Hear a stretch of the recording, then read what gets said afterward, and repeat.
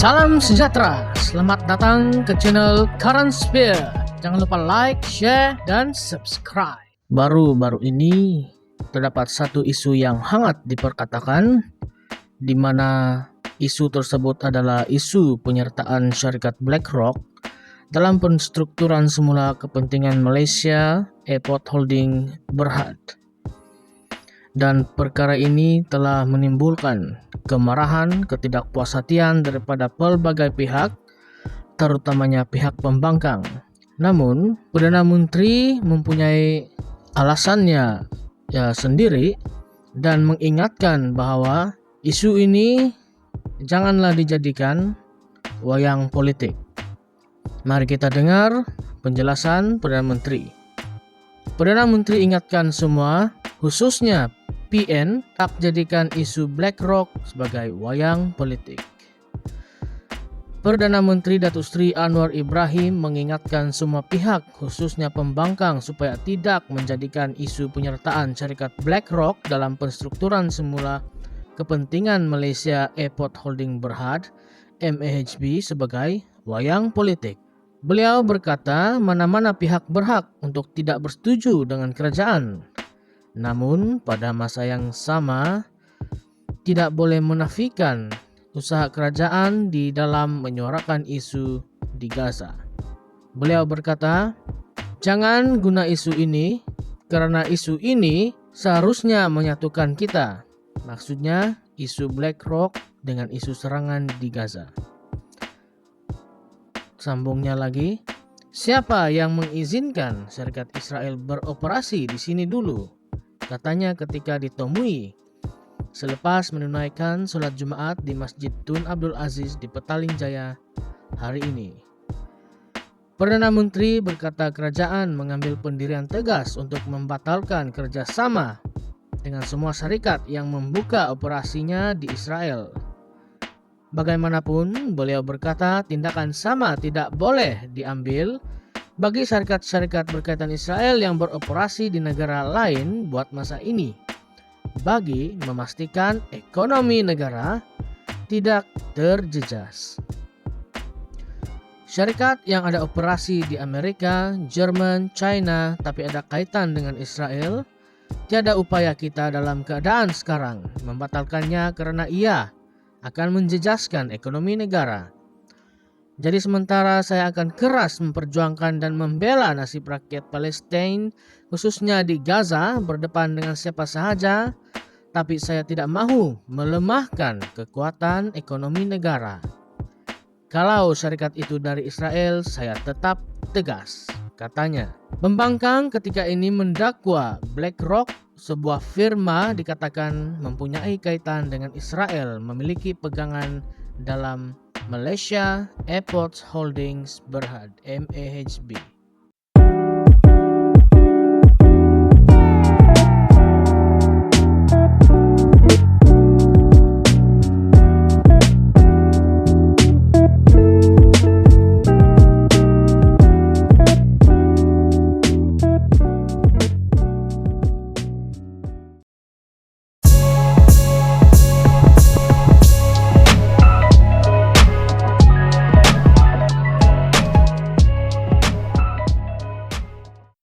Israel jadikan Gaza neraka di dunia.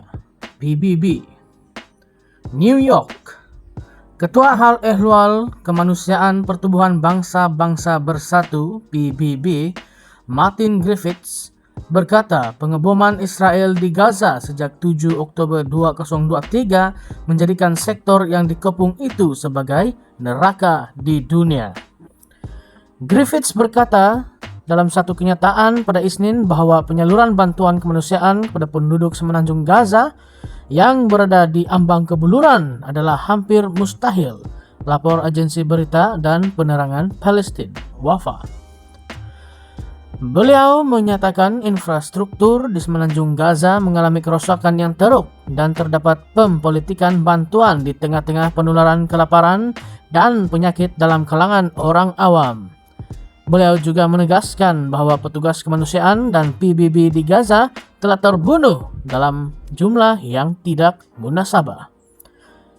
Ketua Hal Ehwal Kemanusiaan PBB itu berkata, senjata terus memasuki Israel dari Amerika Serikat dan negara-negara lain, walaupun terdapat kesan dahsyat serangan terhadap orang awam di Gaza.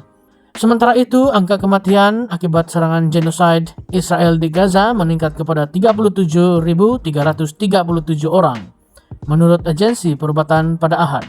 Bilangan mangsa yang cedera pula mencecah 85.229 orang, lapor agensi berita dan maklumat Palestina. Dalam tempo 24 jam yang lalu, tentara pendudukan Israel melakukan 4 pembunuhan beramai-ramai di semenanjung Gaza, mengakibatkan 41 terbunuh dan 102 lagi cedera. Selain itu, sekurang-kurangnya 10.000 orang masih hilang dipercayai maut di bawah runtuhan bangunan. Serangan Israel juga menyebabkan hampir 2 juta orang dipindahkan secara paksa dari seluruh semenanjung Gaza, dengan sebahagian besar daripada mereka terpaksa berkumpul di Rafah yang padat.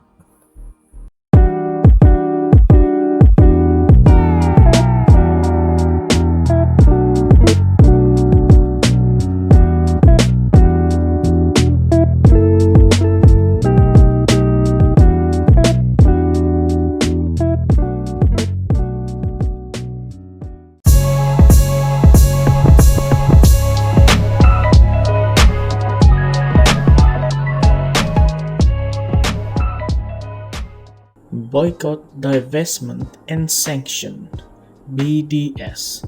Malaysia mengecam tindakan vandalisme ke atas restoran makanan segera di Selangor, melabelkan tindakan itu sebagai sesat dan jenayah.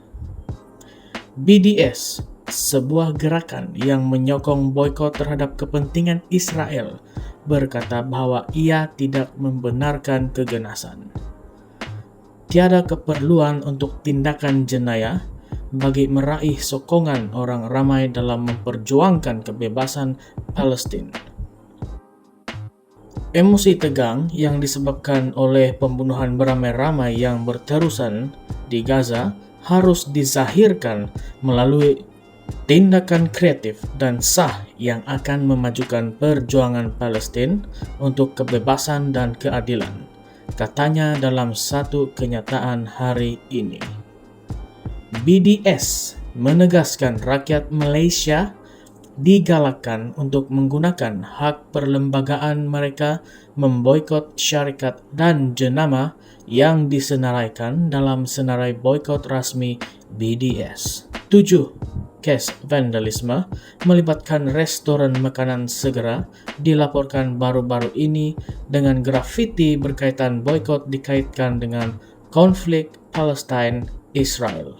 Ketua Polis Selangor, Husin Omar Khan, berkata kejadian ini berlaku di negeri itu antara 28 dan 31 Mei. 4 kes di Sungai Buloh, 2 di Petaling Jaya, dan 1 di Kajang, di mana bendera Israel turut ditampal di premis itu. Dalam satu kenyataan semalam, pengarah urusan McDonald's Azmir Ja'far berkata, perbuatan vandalisme pada papan tanda, papan iklan, dan di kebanyakan restorannya di seluruh negara telah meningkat dari segi kekerapan dan keterukan. Azmir berkata tindakan ini menyebabkan kemudaratan dan kesusahan yang ketara kepada kaki tangan mereka dan juga masyarakat sekeliling. Menurutnya, beliau menghormati hak untuk menyuarakan pandangan, tetapi menggesa semua orang supaya mengelak daripada merosakkan harta benda.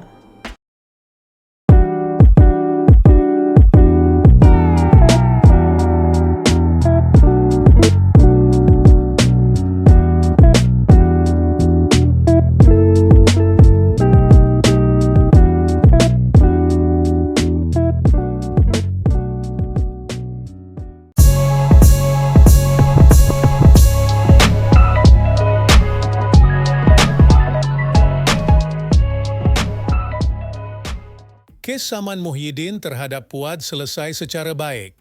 Kuala Lumpur, kes saman difailkan Tan Sri Muhyiddin Yassin terhadap Datuk Dr. Mohd Puad Zarkashi berhubung kenyataan yang didakwa berbaur fitnah di laman Facebooknya berkaitan perintah kuarantin membabitkan bekas Perdana Menteri itu diselesaikan secara baik di Mahkamah Tinggi di sini hari ini. Hakim Hayatul Akmal Abdul Aziz merekodkan penyelesaian kes itu selepas Peguam Rosli Dahlan yang mewakili Muhyiddin memaklumkan bahawa pihak-pihak terlibat telah mencapai penyelesaian dengan syarat-syarat dipersetujui.